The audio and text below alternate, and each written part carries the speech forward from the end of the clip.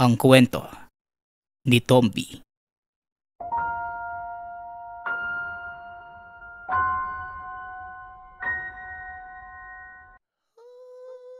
Ang kwentong ito ay mula sa isa nating tagapakinig. Naitago na lang natin sa pangalang Ilay. Walang eksaktong taon. Probinsya ng Cebu.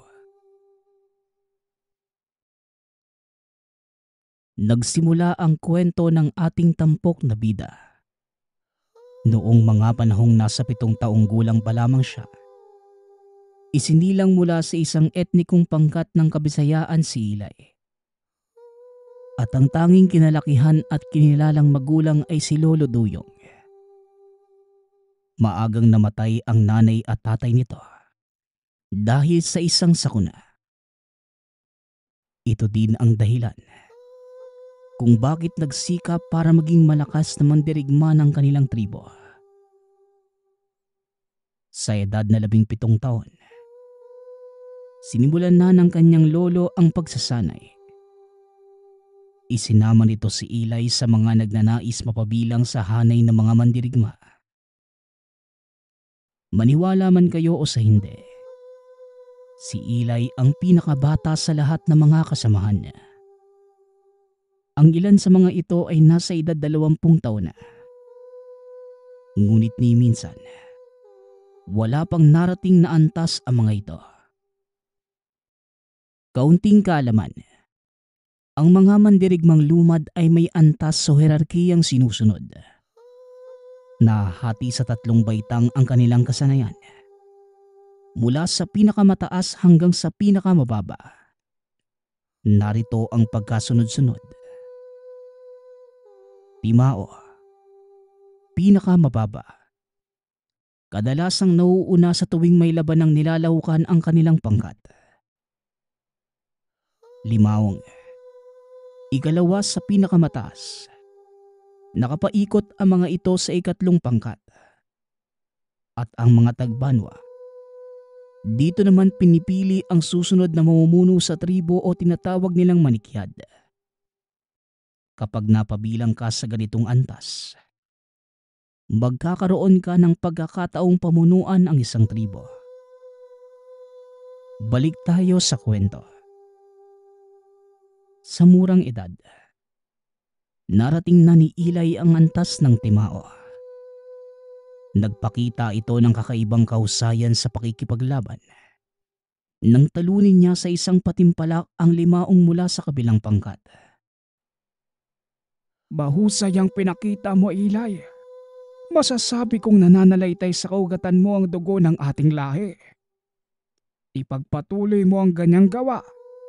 Hindi magtatagal ay magiging pinuno ka din ng ating tribo, kagaya ng yumao mong ama.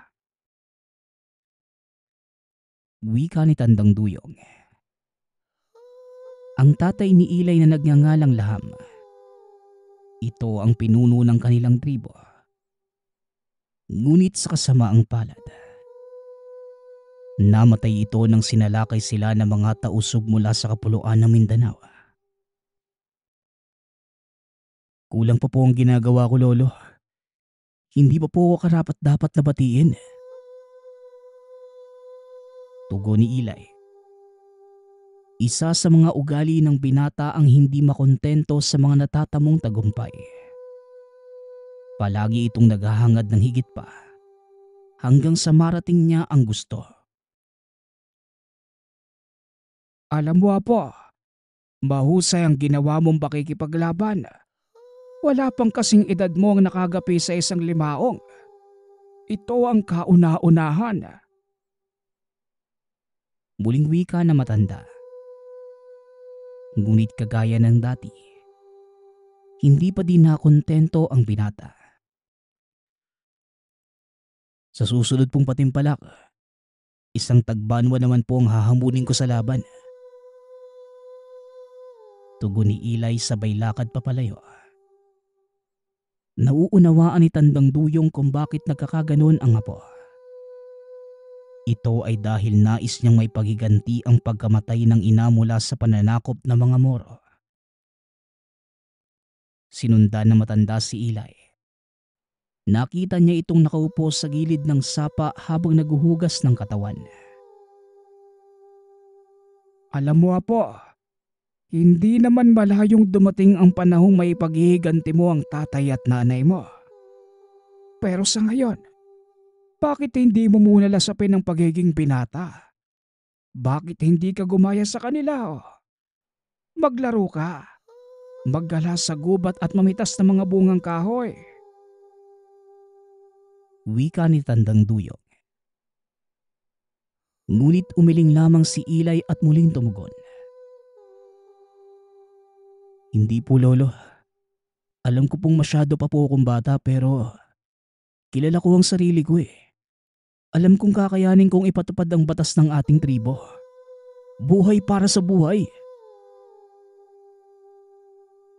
Tugon ni Eli.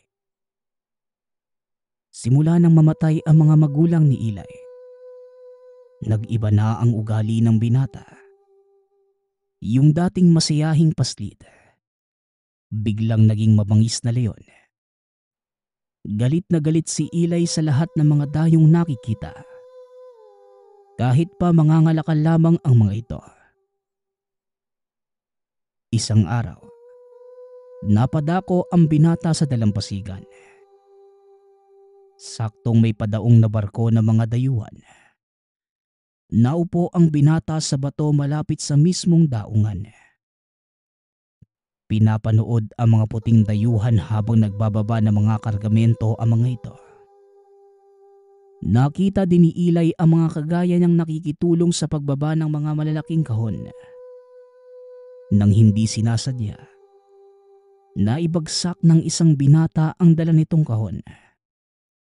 Sumambulat ang napakadaming mamahaling tela at ang ilan ay nahulog pa sa tubig.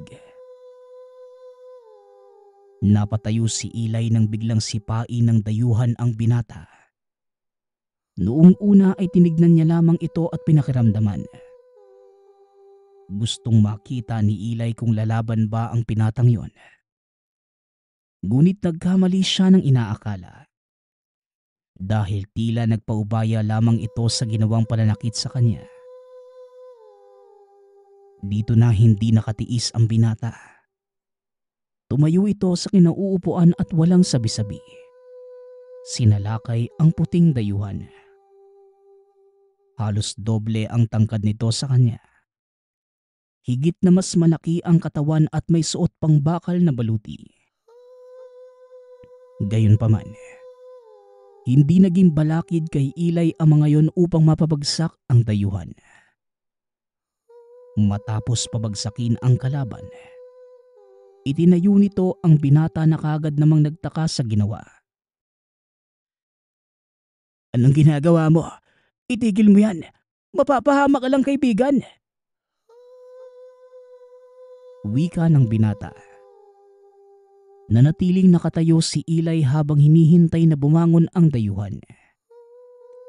Pagkatayo nito, napatingin siya kay Eli. Binunot niya ang espada at sinugod ang binata. Na siyang pinakamalaki nitong pagkakamali. Sinalo ni Eli ang kamay nitong may hawak na espada at pinilipit. Napaluhod na lamang ang dayuhan. Umaatungal ito dahil sa sobrang sakit. Nabitawan din ito ang sandata at kagad naman yung dinampot ng binata at tinapon sa dagat.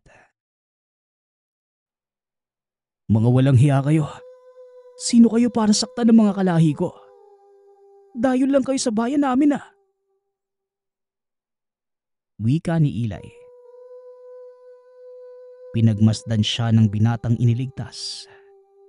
Nakikita nitong napakahinahon ni Eli sa kabila ng kaharap na panganib. Napalingon ang binata sa barko ng mga dayuhan. Nakita ang ilan pang kalalakihang papasugod sa kanya. Sinipa nito ang lalaking hawak. Kaagad din itong nawala ng malay. Muli siyang tumayo ng maayos upang harapin ang mga papasugod pang kalaban. Nang magpang-abot si Eli at mga kalabang dayuhan, Dito nakita ng mga kalaban ang kakaibang liksi at lakas ng binata. Kahit gaano pa kahaba ang sandata ng mga ito, hindi nila magawang tamaan si Eli. Sa pagkakataong yon, napakadami ng tao na nanonood. Karamihan sa mga ito ay dayuhan. Iisa lamang ang gustong mangyari ng mga ito. Ang mamatay si Eli at mga katutubong nakatira sa lugar na yon. Sandaling natigilan ang binata. Pinagmasdan ang lahat ng nakakalat na walang malay na katawan ng mga kalaban. Napagtanto nitong mag-isa siyang lumalaban at ni isa sa mga kapwa katutubo ay walang tumutulong sa kanya. Ano? Tatanga na lang ba kayo? Hahayaan niyo lang bang api-apihin tayo ng mga banyagang ito sa sarili nating lupain? Atin ng bayang to. Tayong may karapatan dito. Sigaw ng binata. Ngunit ni isa sa mga katutubong naroon ay walang kumikilos upang tulungan siya. Maya-maya pa, dumagsa na ang mga kawal ng kalaban. May daladalang baril ang mga ito. Tinutukan ng mga dayuhan si Eli at ng mga sandaling yon. Sigurado na ang kamatayan para sa kanya. Ngunit hindi makikita sa mata ng binata ang takot. Sa halip, nanatili itong nakatayo sa gitna at mahigpit na nakakuyom ang mga kamao. Sa bingit ng kamatayan, iniyuko ng binata ang ulo. Sinabi ang pangalan ng sinasampang diwata.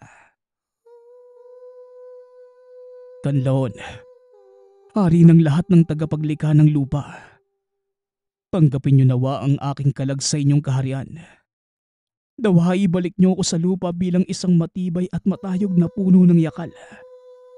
Nang sa ganun, maging pundasyon ako ng isang matibay na tahanan o hindi naman kaya maging kasko ng isang dakilang balangay na magkakanlong ng mga taong iyong pinagpala. Ngunit hindi pa man natatapos ang binata sa pagsasalita ng panalangin. Biglang dumagundong ang kalangitan. Iniangat ni Eli ang ulo at nanlaki ang mga mata nang makita ang napakaitim na ulap. Maging ang mga dayuhan ay natakot at napaatras. Hanggang sa tuluyan nang bumagsak ang napakalakas na ulan. Kasunod nito ay walang tigil na pagtama ng kidlat sa mga matataas na layagan ng mga sasakyang pandagat ng dayuhan.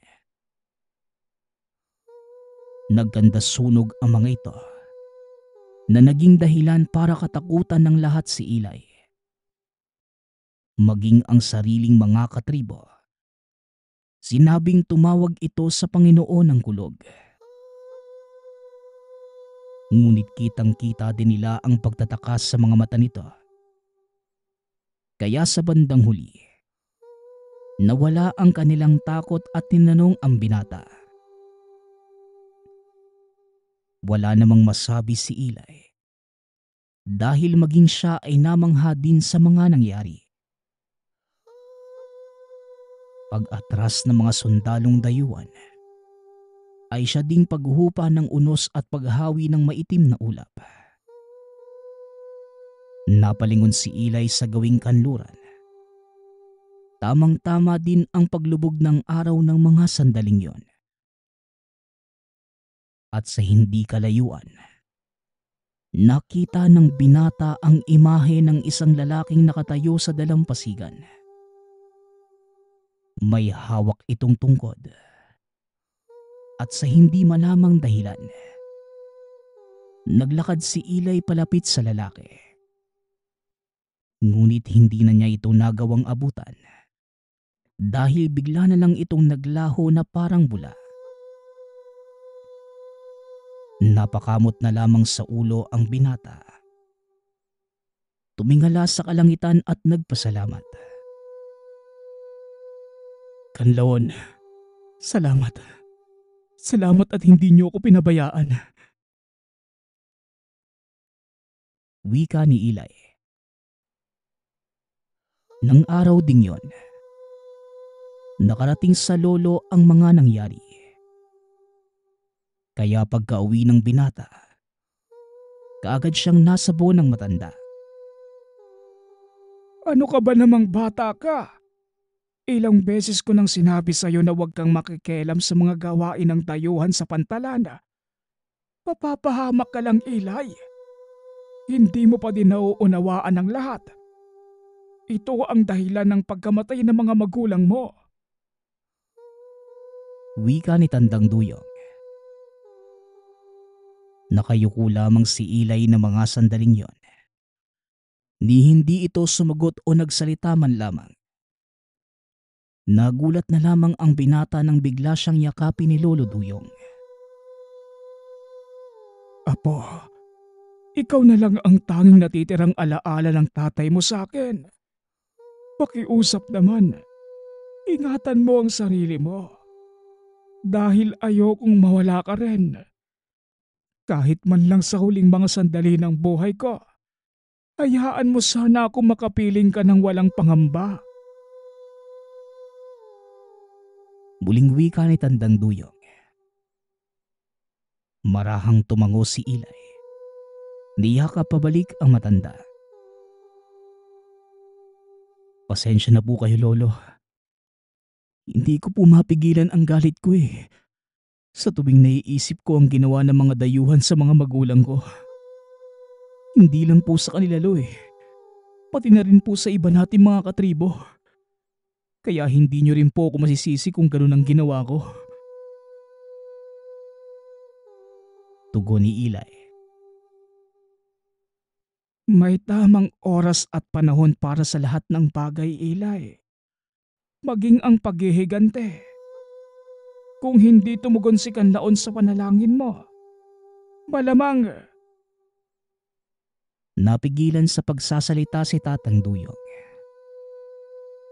Napalakas ang pagkakayakap ni Ilay nang maalala nito ang mga nangyari. Oo nga pala, Lo. Hindi po ako may gawa nun eh. Ang panalangin ko lang po kay Kanlaon, tanggapin niya ako sa kanyang kaharian sa oras na mamatay ako sa laban. Nagulat na nga lang din po ako eh. Biglang dumilim tapos sunod-sunod na tumama ang kidlat. Pagkaalis naman po ng mga dayuhan, may nakita po akong lalaki.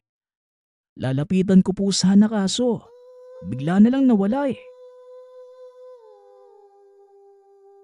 Tugon ni Ilay. Napangiti naman ang matanda at sinabing, guni-guni mo lang siguro yun na po. Halika na't kumain na tayo at baka lumamig pa ang inihaw kong isda. wika ni Tandang Duyong. Tila pilit nililihis ng matanda ang isipan ng binata. Dahil natatakot itong baka mangyari din sa kanya ang nangyari sa ama nito. Kinabukasan, maagang bumangon si Ilay para sa pagsasanay. Ngunit dahil sa mga kaganapan, natatakot ang mga kasamahan niyang magsanay kasama ang binata. Pinili na lamang nitong magsanay mag-isa. Tumakbo si Ilay paakyat sa isang burol upang doon isagawa ang pagsasanay sa paghawak ng sandata. Gamit ng binata ang isang espadang gawa sa kahoy. Dang mga sandaling yon ay kinukumpas niya sa hangin ang sandata nang biglang may sumangga nito.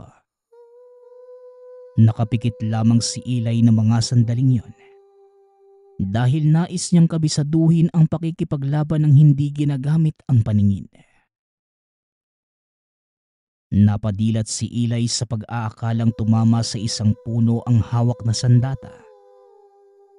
Ngunit laking gulat niya nang makita ang isang lalaking nakatayo sa harapan. Sinangga niya ang pag-atake ni Ilay gamit ang sisidlan ng kanyang kampilan. Sa tansya ng binata, Nasa 40 taong gulang ang lalaking yon. Ngunit napakamatipuno pa rin ng pangangatawan at makikita din ang bakas ng mahabang panahon ng pakikipaglaban. Napaatras si Eli nang hawiin ng lalaki ang espadang gawa sa kahoy at sinabing, Hindi yan ang sandatang nababagay sa susunod na manikiyad na mga lumad. wika ng lalaki. Matapos magsalita, inihagis niya ang hawak na kampilan kay Eli. Nasalo naman ito ng binata at nagtanong, Teka, maaari ko bang malaman ang pangalan mo? Tsaka, bakit mo ba inaabala ang pagsasanay ko? Tanong ni Eli. Napangiti lamang ang lalaki at tumugon. Pasensya ka na. Hindi ako nagpakilala at ako nga pala si Gadang. Sa pagsasanay ba ang tawag mo sa ginagawa mo ngayon?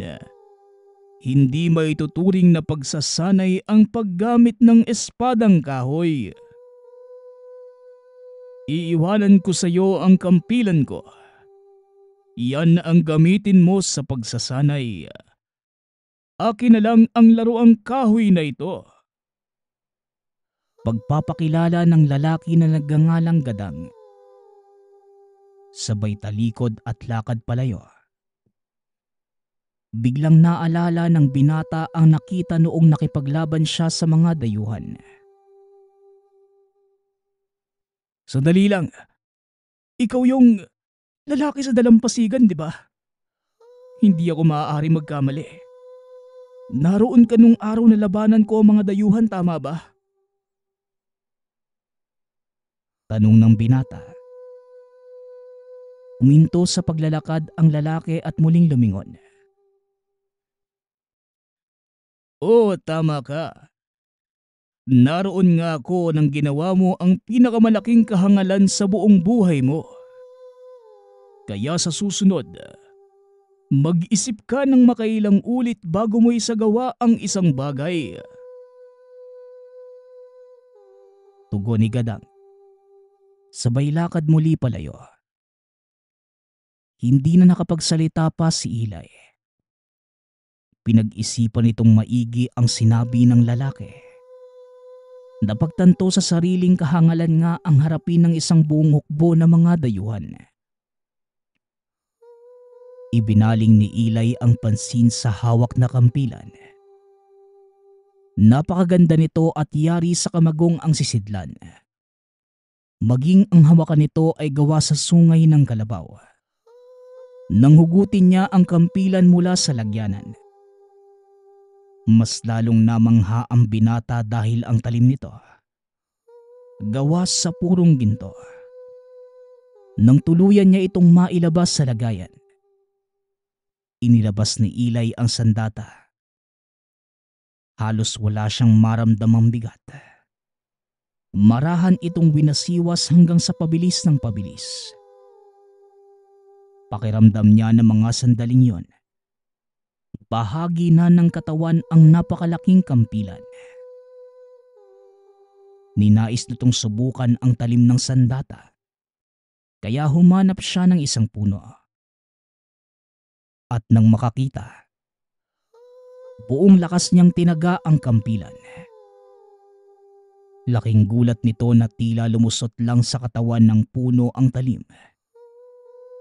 Sa pag-aakalang hindi niya ito tinamaan, muling tinaas ni Eli ang sandata upang ulitin ang pagtaga. Ngunit napaatras ito nang marahang bumagsak ang puno sa harapan. Nilapitan ni Eli ang putol na puno. Nakitang malinis ang pagkakaputol nito, na tila sinadyang pakinisin ang bahaging yon. Dahil sa hindi makontento sa nakita, inulit pa nito ang pagsubok. Napahinto na lamang siya nang biglang may sumigaw sa likuran. Itigil mo nga yan, damuhong bata ka. Anong ginagawa mo sa gubat na ito? Tignan mo nga ang nangyari sa mga puno. Napalingon si Ilay at nakita ang nagsasalitang matanda. Ito ay si Lolo Ibong, kapatid ni Lolo Duyong. Ang matandang ito ang pinuno ng karatig na tribo. Lolo Ibong, ikinagagalak ko po kayong makita. Teka, bakit nga pala kayo napadalaw dito? Tanong ni Ilay. Hindi kagad sumagot ang matanda. Dahil nakapako ang tingin nito sa sandatang hawak ng binata. Saan mo nakuha ang kampilang yan? Kung hindi ako nagkakamali, mula yan sa mga Moro. Kailan ka pa nagkaroon ng interes sa mga sandata mula sa kalaban? Wika ni Tandang Ibong. Isinilid ni Ilay ang sandata sa sisidlan at tumugon. Hindi naman po isang Moro nagabot sa akin ito kundi isang tao mula sa angkan ng mga batukan. Gada nga po ang pangalan niya. Tugon ni Ilay. Nanlaki ang mga mata ng matanda nang marinig ang pangalang yon. Nahalata naman ito ni Ilay. Kaya kagad napatanong ang binata. Bakit pulo? May mali po ba ako nasabi? Tanong ni Ilay. Umiling lamang si Tandang Ibong. Inaya niya si Ilay na umuwi sa kanilang baryo para doon pag-usapan ang lahat. Pagkarating sa tahanan ni Tandang Duyong, nagulat ito dahil mag-isang naglakbay ang kapatid. Hindi pangkaraniwan sa isang pinuno ng angkan ang maglakbay na nag-iisa. Maliban na lamang kung may mahalaga itong pakay at nangangailangan ng ibayong pag-iingat o isang lihim ng angkan ang kanilang pag-uusapan. Ibong, mukhang mahalagang paksa ang nais mong talakayin sa akin. Sabihin mo na ang iyong sadya. Bakit mag-isa ka lang naglakbay? Tanong ni Tandang Duyong. Isang pangitain ang binulong sa akin ng punong babaylang sabas. Nakita niyang bumaba ang tungkong langit sa kanyang panaginip. Ipinakita nito ang isang malaking kaguluhan. Isang digma ang gaganapan ng tao at mga elemento. Nakita niyang magkaisang lumalaban ang mga tao, dayuhan at mga katutubo laban sa iisang kalaban. Ang angkan ng mga aswang mula sa kanluran. Tugon ni Tandang Ibong. Napatayo si Tandang Duyong dahil sa narinig. Sa mga hindi nakakaalam, ang titulong Tungkong Langit ay ginagawad sa diwatang may katumbas na kapangyarihan sa isang bathala. May kakayanang lumika at sumira ng kahit anong bagay sa mundo. Sa makatuwid, itinuturing din silang mga Diyos noong unang panahon. Kabaliwan, hindi kailanman nagpapakita ang isang tungkong langit sa isang tao. Kahit sabihin pa nating babaylan o may mataas na katungkulan. Wika ni Tandang Duyong.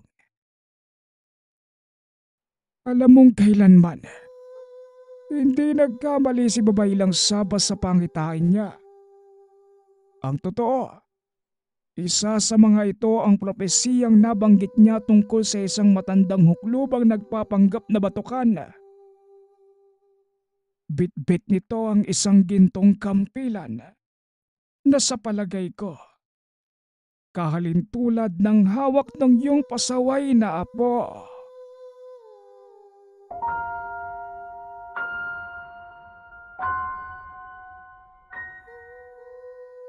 Ang kwentong ito ay mula sa isa nating tagapakinig na itago na lang natin sa pangalang Pao. Walang eksaktong taon, probinsya ng Biliran. Bata pa lamang, mataas na ang pangarap sa buhay ni Pao.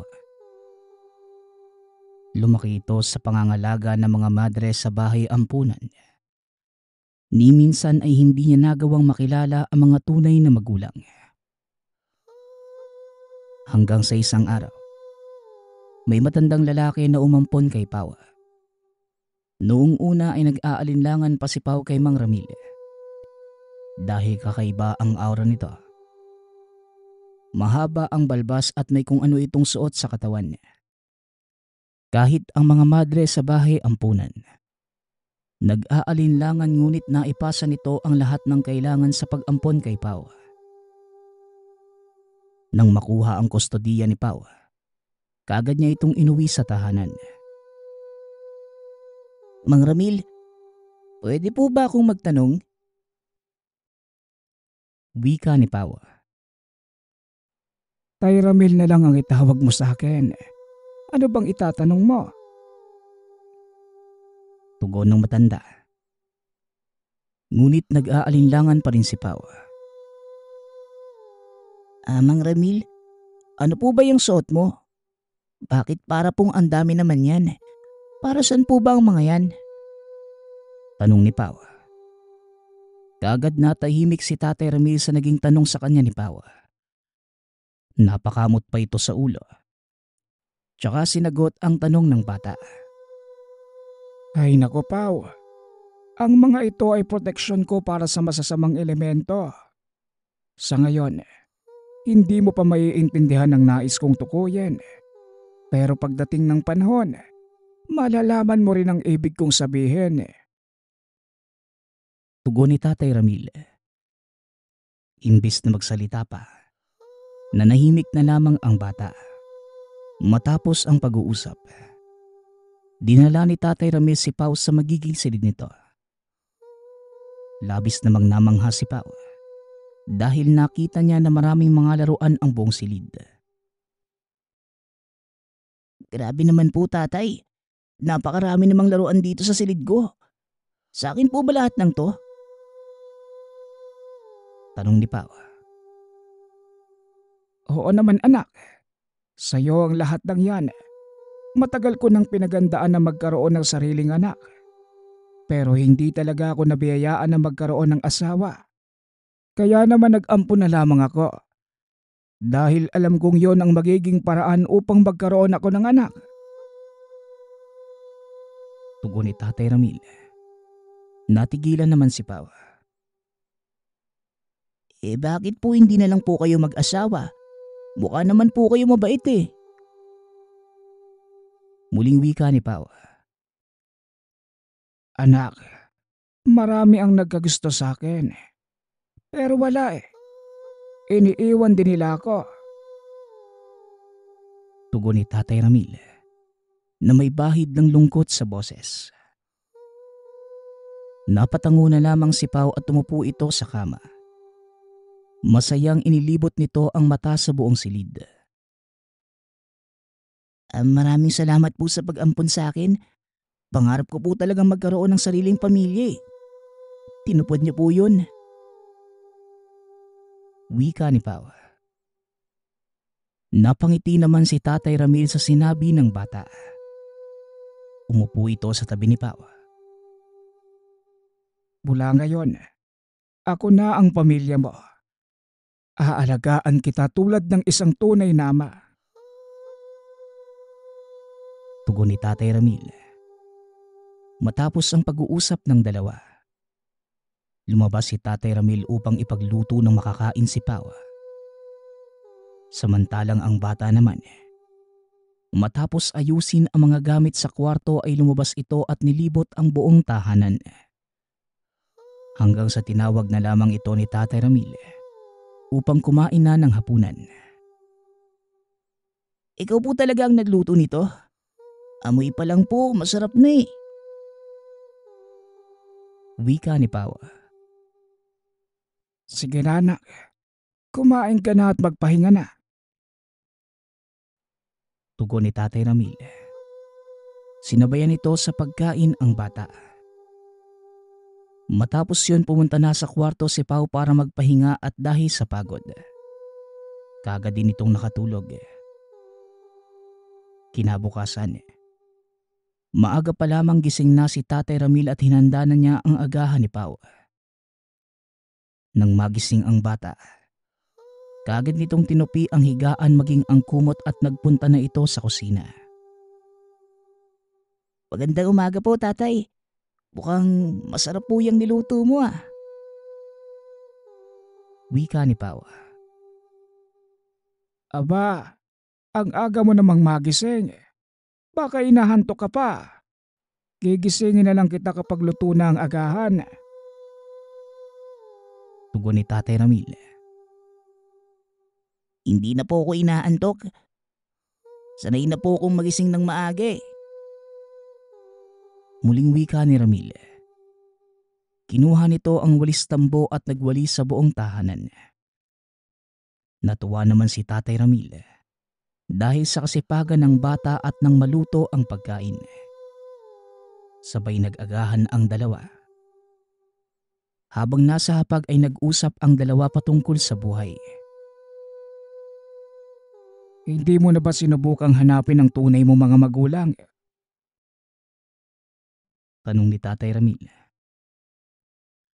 Kaagad na rumihistro ang lungkot sa mga mata ng bata. Sinubukan ko naman pong hanapin sila eh.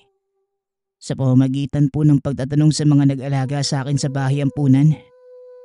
Pero ang sabi po nila, isang madre daw po ang mama ko.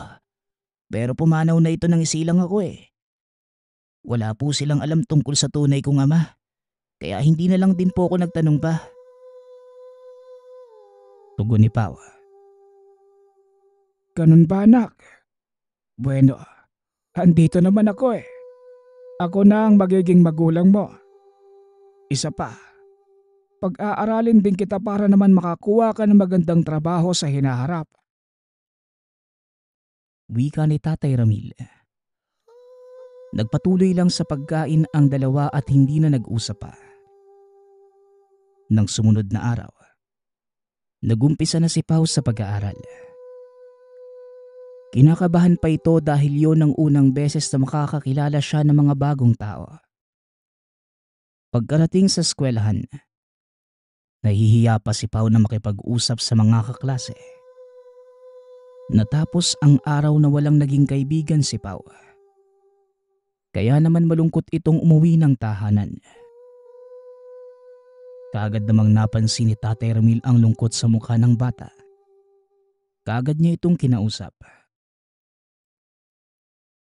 Nahihiya po kasi ako makipag-usap sa mga kaklase ko.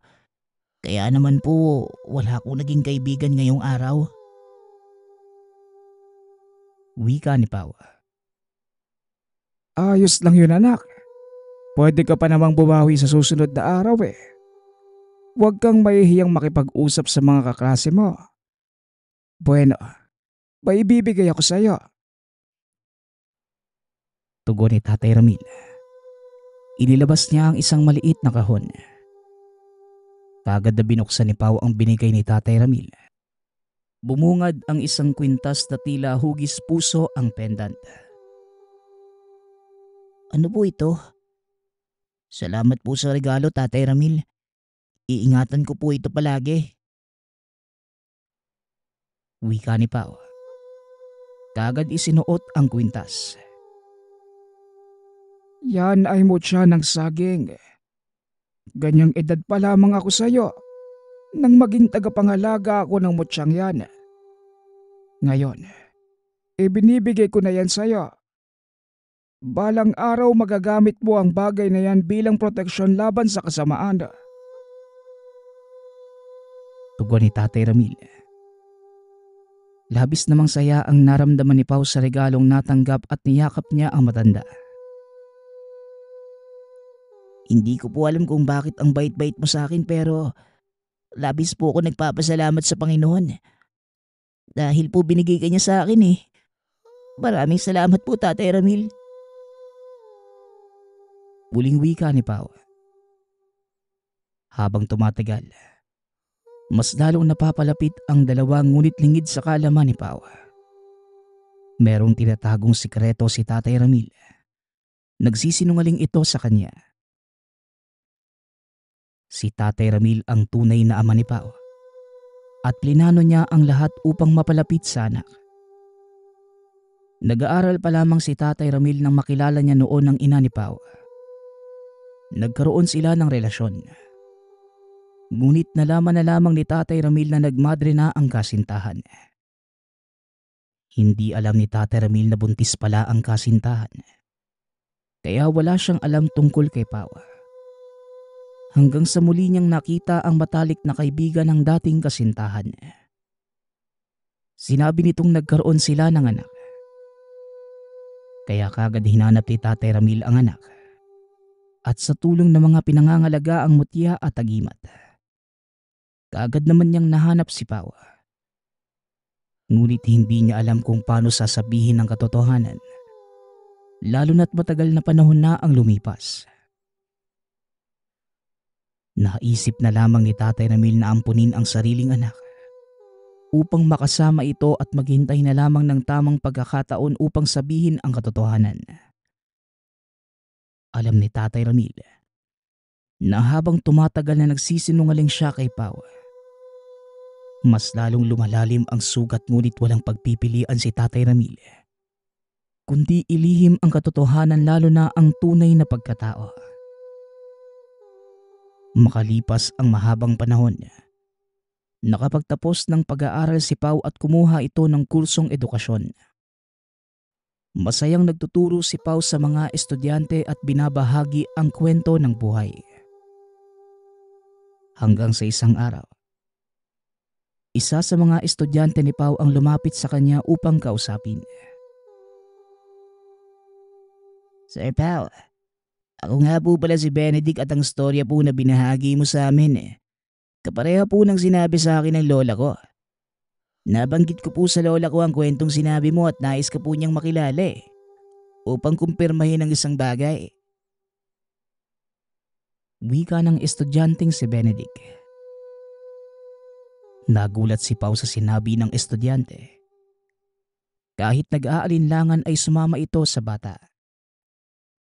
Nang makarating sa tahanan nila Benedict, sinalubong sila ng isang matandang babae.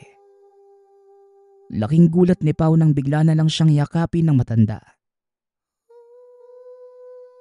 Nang marinig ko ang kwento mula kay Benedict, alam ko na kagad na ikaw ang aking apo.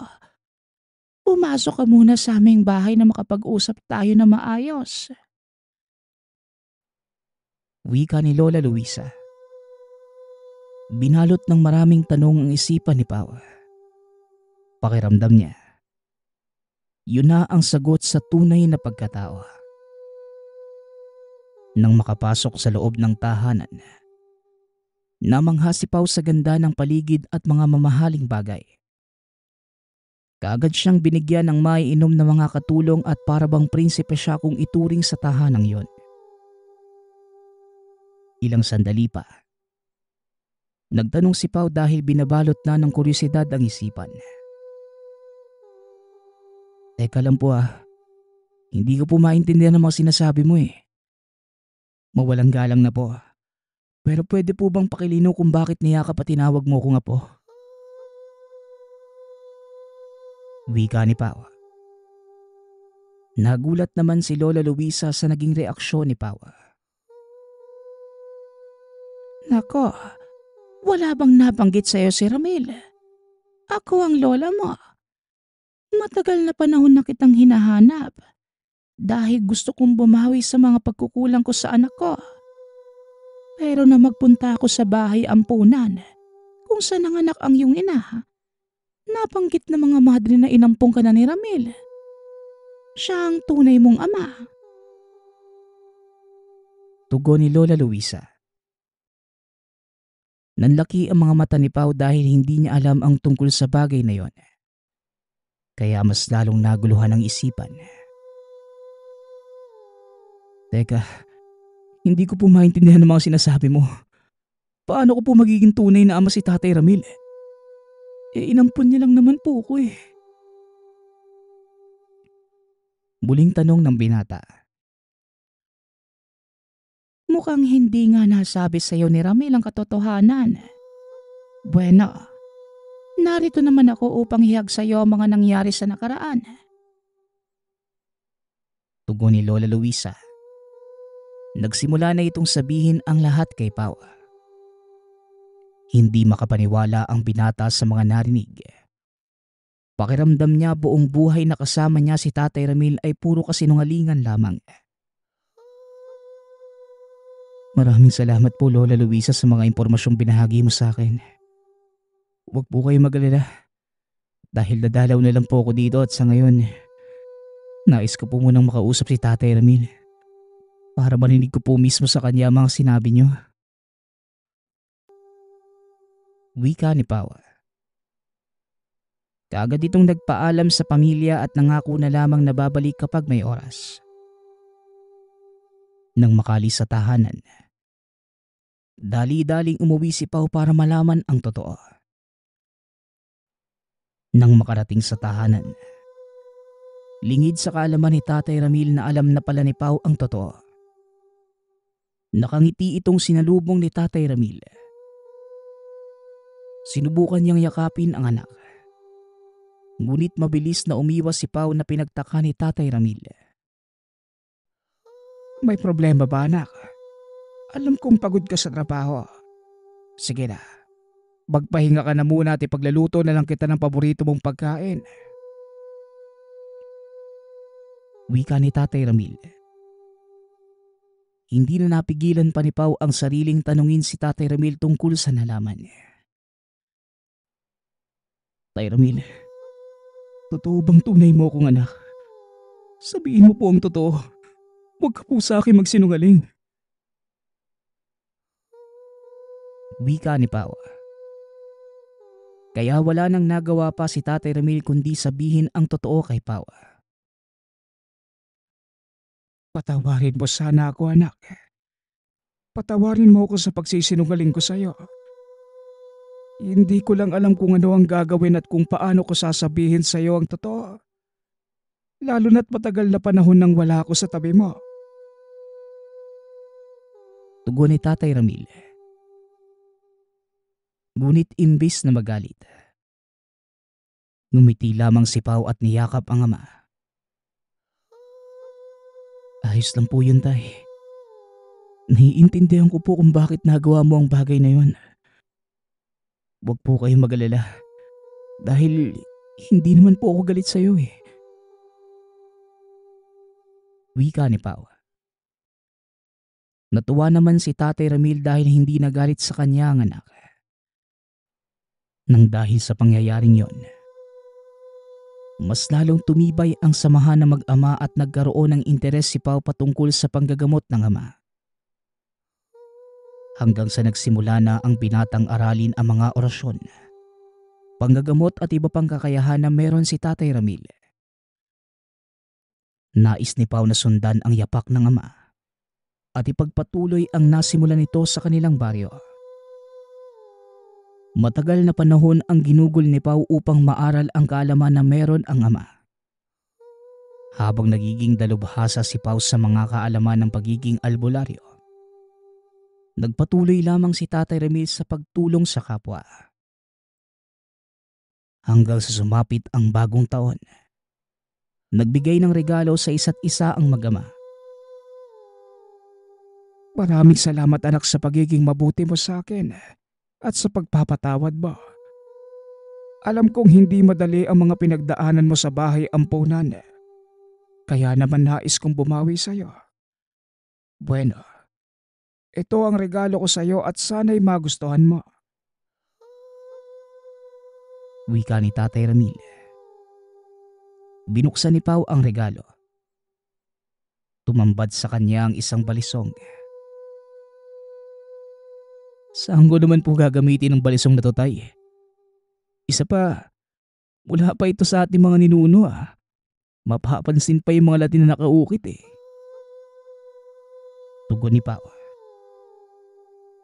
Gaya ng binigay ko sa iyo ng unang dating mo sa bahay.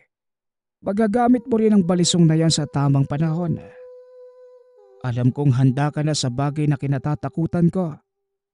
Pero palagi mong tatandaan, anak. Gagawin ko ang lahat para lang sa'yo. Wika ni Tatay Ramil.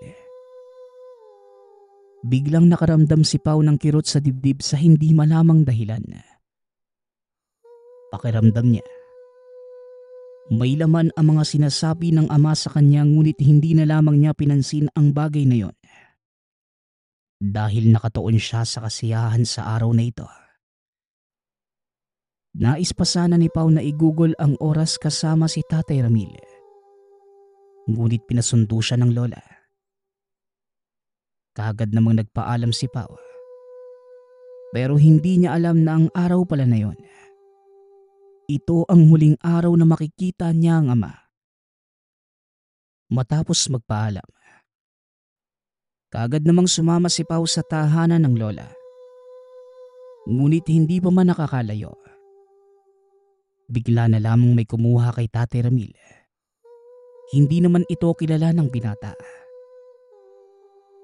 Kaagad namang sinubukan ni Pau na iligtas ang ama.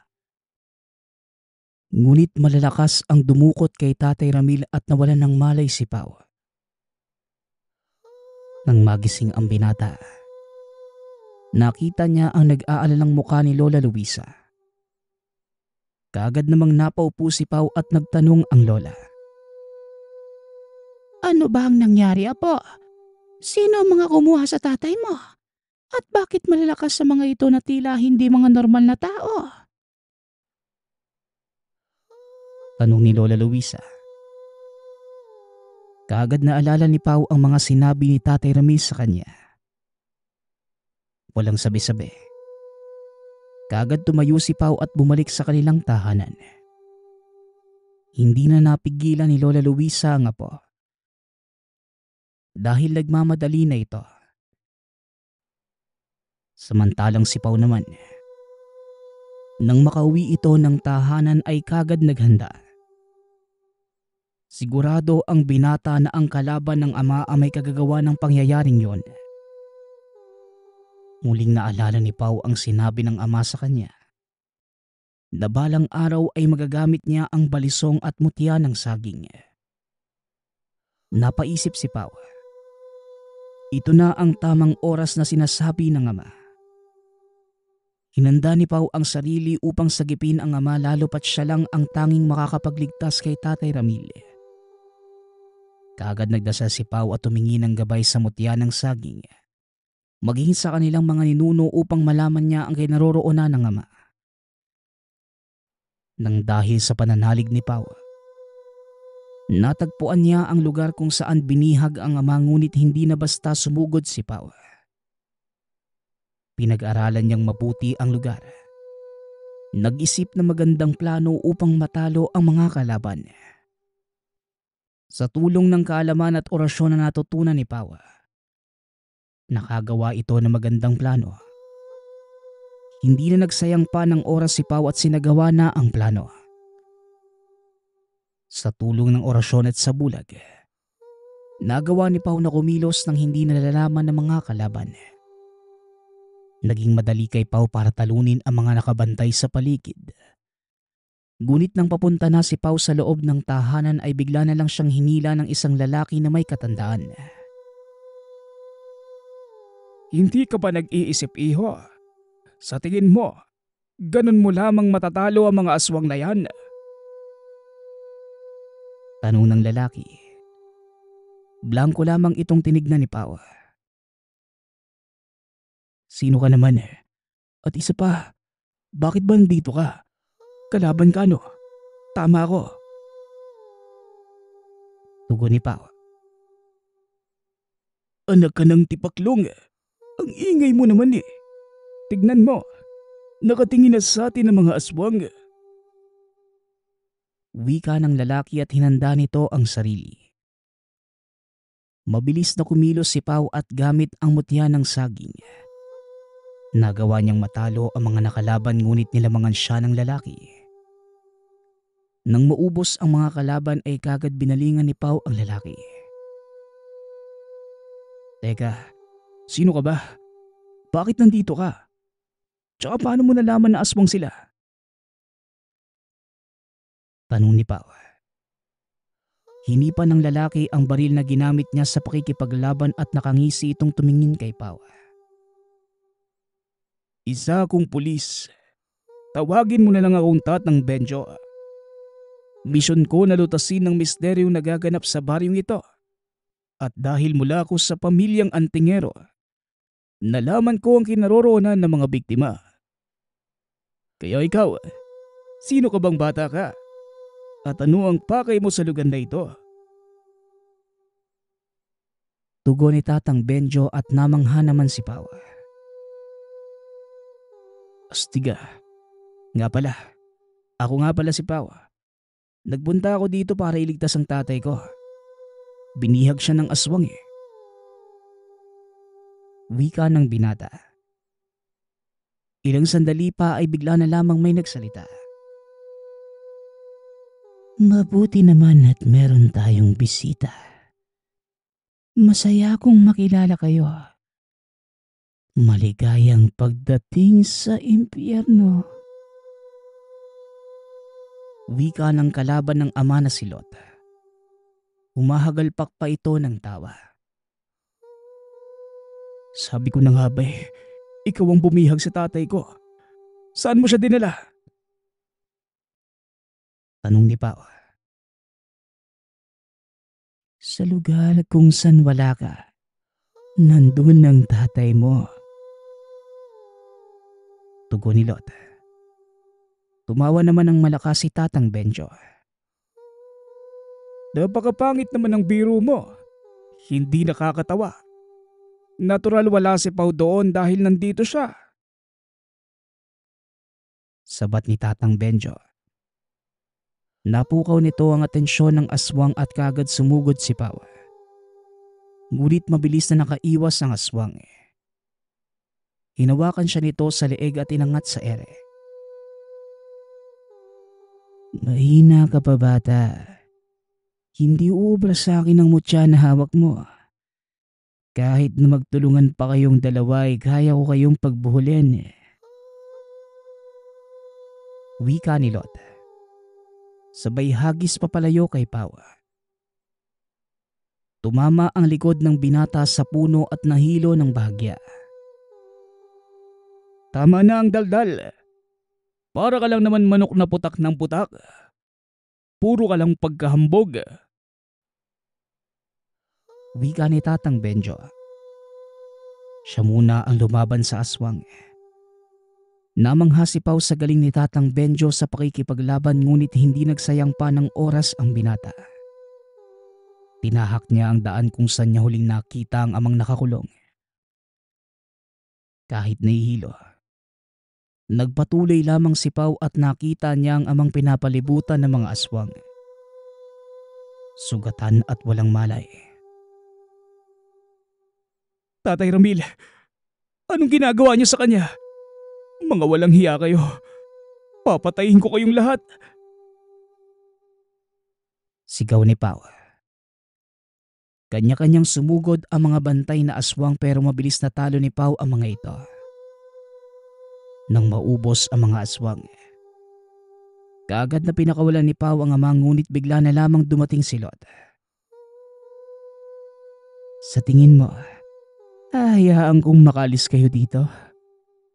Mamamatay muna ako bago nyo magawa yon. Wika ni Lot. Pagmulat na mata ni Tatay Ramil. Tumakas ka na anak. Hindi ka na sana pumunta pa dito at delikado. Wika ni Tatay Ramil.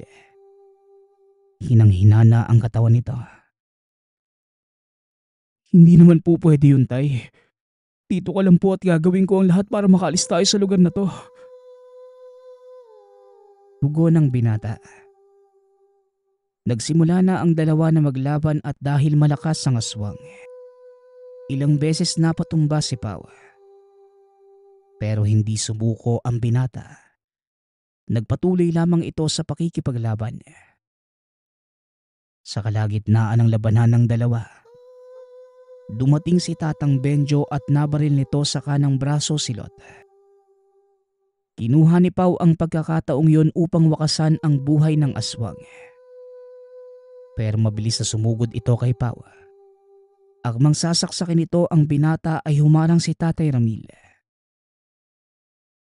Anak, ngayon na. Gawin mo na ang nasa isipan mo, anak. Bilisan mo. Wika ni Tatay Ramil. Inubos nito ang lakas para lamang pigilan ang aswang. Kaagad namang tumayo si Pau.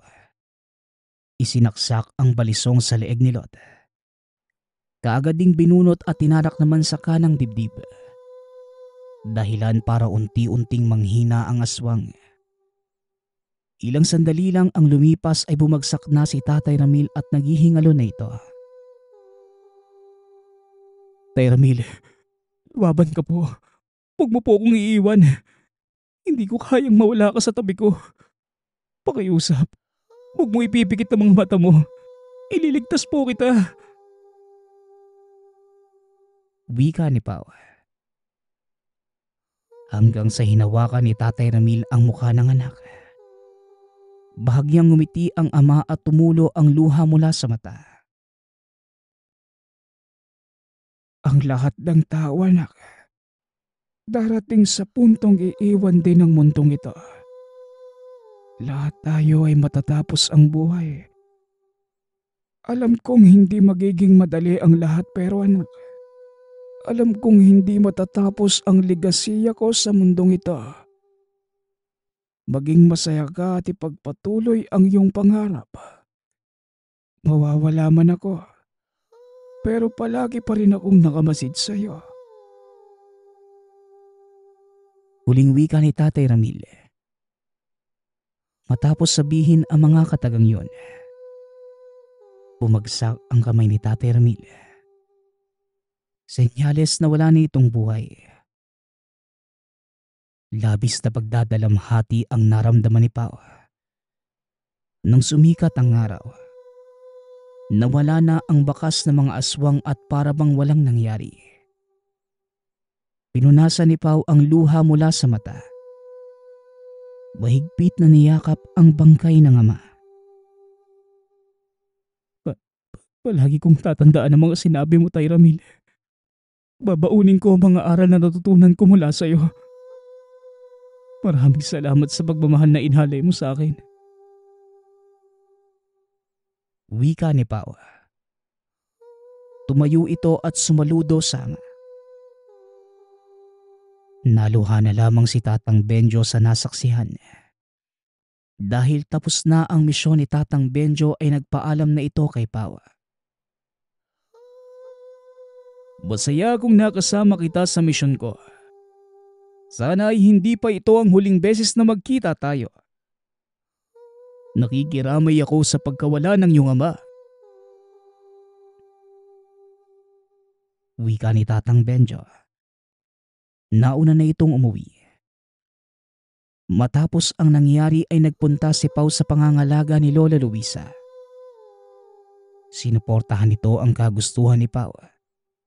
Magtayo ng maliit na kubo para magamit niya sa panggagamot. Ipinagpatuloy ni Pau ang misyon ng ama. Labis man itong nasaktan sa pagkawala ni Tatay Ramil. Hindi naman niya hinayaang matalo siya ng emosyon. Sa paglipas ng panahon ay unti-unting naghilom ang sugat sa puso ni Pau. Hanggang sa nakilala niya si Hilda. Nagkaibigan ang dalawa at kalaunan ay binayaan sila ng anak na babae. Naging masaya si Pau sa buhay na tinahak. Hindi man naging masaya ang buhay niya noong bata pa ito. Naranasan naman niya ang pagmamahal ng isang ama. At para kay Pau, isang biyaya sa Panginoon na maranasan ang pagmamahal ng mga magulang.